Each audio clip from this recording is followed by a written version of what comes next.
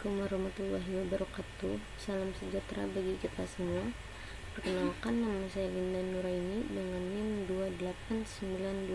28922500010, Prodi Manajemen, mata kuliah Aspek Hukum dalam Bisnis, dengan dosen pengampu Muhammad Rosidi, SEMM di Universitas Pancasakti Bekasi. Di sini saya ingin menjelaskan tentang bentuk badan hukum. Apa sih itu badan usaha? Pengertian badan usaha adalah suatu kesatuan organisasi yang melakukan proses produksi untuk memenuhi kebutuhan manusia dengan tujuan mencari laba. Dalam istilah lain, badan usaha adalah kesatuan yuridis, teknik dan ekonomis yang mempunyai tujuan untuk mencari keuntungan.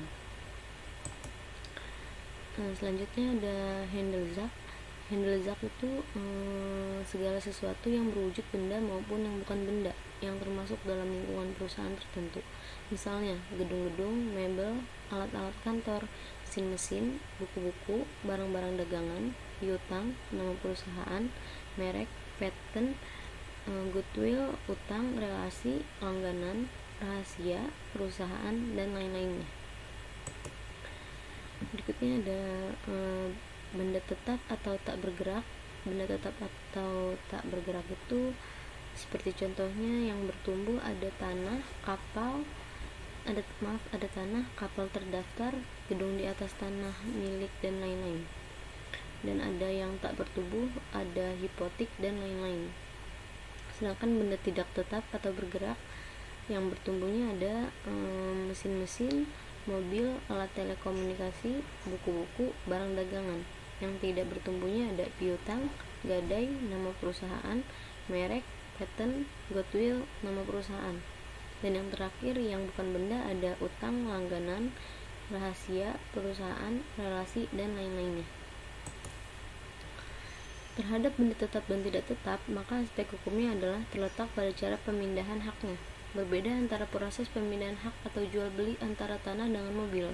Jika kita perhatikan ketentuan dalam Kitab Undang-Undang Hukum Perdata atau KUHPDT, tampak bahwa KUHPDT sangat menekankan pada pembagian benda ke dalam benda bergerak dan benda tidak bergerak, serta benda berwujud dan benda tidak berwujud.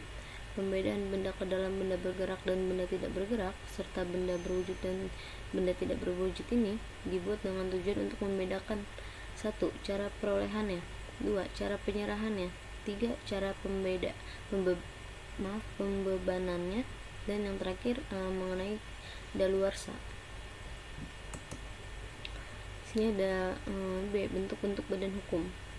Bentuk-bentuk badan hukum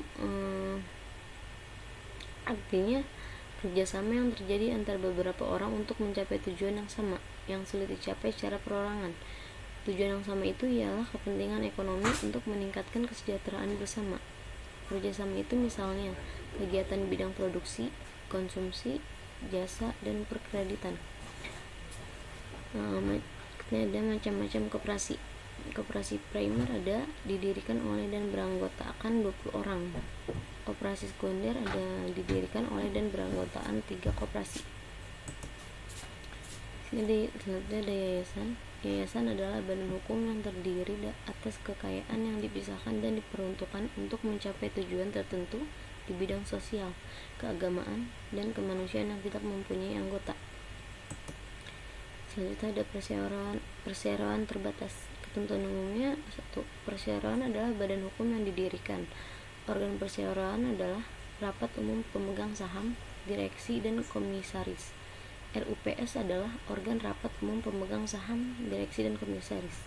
RUPS adalah organ perseroan yang bertanggung jawab penuh atas pengurusan perseroan untuk kepentingan dan tujuan perseroan, serta mewakili perseroan baik di dalam maupun di luar pengadilan sesuai dengan ketentuan anggaran dasar.